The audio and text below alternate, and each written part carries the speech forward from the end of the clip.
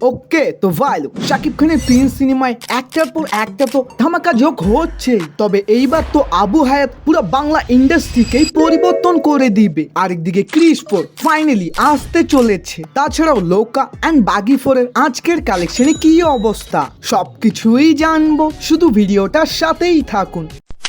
প্রথমেই কথা বলি প্রিন্স মুভিটা নিয়ে। ভাই এই সিনেমাটাতে যে কি লেভেলের ধামাকা থাকবে ওটা আমি আপনাদের বলে বোঝাতে পারবো না। মানে প্রথমত এই সিনেমার বাজেট 20 কোটি, যা আই থিঙ্ক ঢালিউড ইন্ডাস্ট্রির সব থেকে big budget movie. I know এখন অনেকজনই বরবাদের নাম নেবেন, তবে ভাই ওটার বাজেট ছিল শুধু 15 কোটি। আর হ্যাঁ, যাদের মনে নেই তাদের বলি, বরবাদেই কিন্তু আমরা for the first time Bangla সিনেমাতে হিউজ স্কিলে প্রপার অ্যাকশন মুভি দেখেছি। দ্বিতীয়ত শুনলে খুশি হবেন, এই বরবাদ সিনেমারই 90% টেকনিশিয়ান আমাদের এই প্রিন্স সিনেমায়ও থাকবে।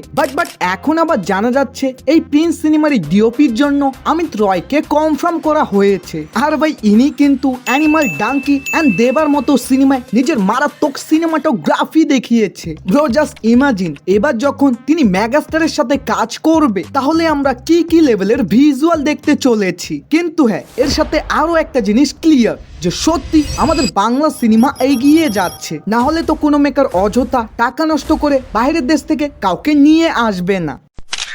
এখন কথা বলি ক্রিস 4 মুভিটা নিয়ে। ভাই এই সিনেমাটা তো অনেক আগেই আসার কথা ছিল, তবে কখনো স্ক্রিপ্টের প্রবলেম তো কখনো বাজেটের কারণে এটা বারবার পিছিয়ে যেতে থাকে। কিন্তু রিসেন্টলি যখন রাকেশ রোশনের বার্থডেতে তাকে ক্রিস রিলেটেড প্রশ্ন করা হয় যে 2028 সালের মধ্যে কি আমরা ক্রিস 4 দেখতে পাবো, তিনি উত্তরে বলেন না, তোমরা 2028 সালে কেন যাচ্ছ?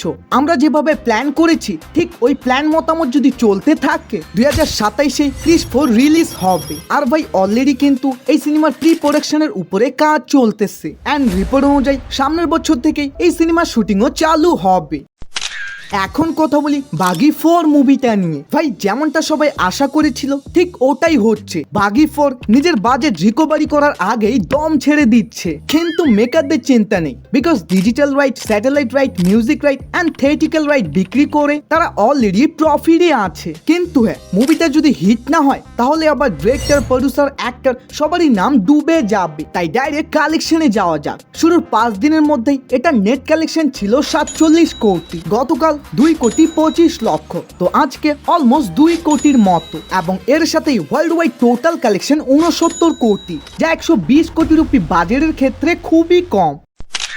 এখন কথা বলি লোকা চ্যাপ্টার 1 মুভিটা নিয়ে। ভাই যে যাই বলুক না কেন সিনেমাটা কিন্তু ফাটিয়ে দিচ্ছে, হোক না সেটা থিয়েটারে বা কালেকশনে, বিকজ মালায়ালাম ইন্ডাস্ট্রি থেকে বর্তমান মুভিগুলো এমন আসতেছে যে প্রশংসা না করে আপনি থাকতেই পারবেন না। যদি আসি কালেকশনে, শুরু 6 দিনের মধ্যেই 100 কোটি পার।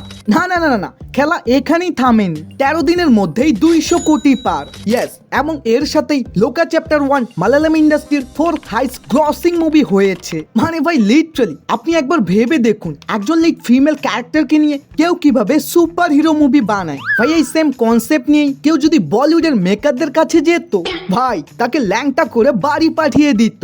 বাকি ফেস্টিভ্যালের কথা মনে আছে তো? দ্রুত 50,000-এর ফ্যামিলি বানিয়ে দাও, সাথে সাথে ফেস্টিভ্যাল ভিডিও ড্রপ নাও। বাই।